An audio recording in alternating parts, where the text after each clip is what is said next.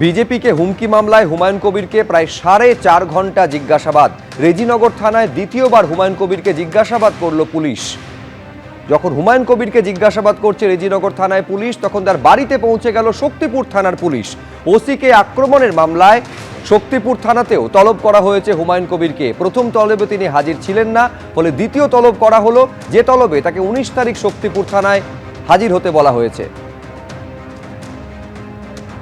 দলদাস police, বিজেপির দলদাস, বিজেপির পদোন্নতিত হয়ে আমার সঙ্গে যে ধরনের ইন্টারগেশনের নামে মানসিক চাপ সৃষ্টি করা বা বিভিন্ন রকম পলিসি, এক কথায় পুরোপুরি আগের সরকার পুলিশকে তাদের দলদাস করেছিল অনেক পরে।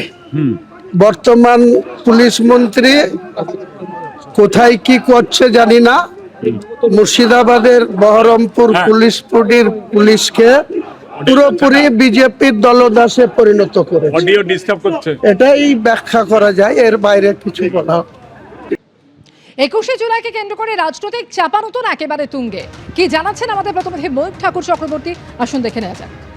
21শে জুলাইয়ের শহীদ তর্পণ নিয়ে এখনো পর্যন্ত লালবাজারের তরফ থেকে যেটা বলা হচ্ছে, কংগ্রেসের তরফ থেকে আবেদন জানানো হয়েছিল শহীদ তর্পণের জন্য। আমরা যেখানে দাঁড়িয়ে রয়েছি ঠিক ডান দিকে শহীদ মিনার, এই শহীদ মিনারের জায়গা কংগ্রেসের জন্য 21শে জুলাইয়ের যে কর্মসূচি, তার জন্য লালবাজারের তরফ থেকে অনুমতি দেওয়া হয়েছে।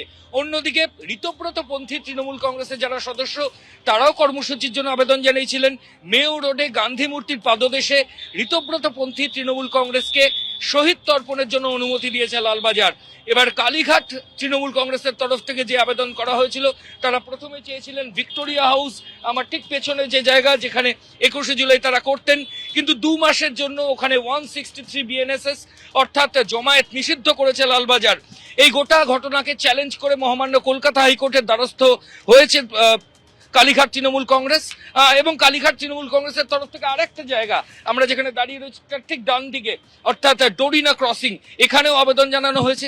কিন্তু লালবাজারের তরফ থেকে স্পষ্টভাবে যেটা বলা হচ্ছে যে এখানে তারা অনুমতি দিতে পারছেন না, কারণ পাশেই অন্য রাজনৈতিক দলের কর্মসূচি চলছে, এখানে অশান্তি হওয়ার একটা সম্ভাবনা রয়েছে।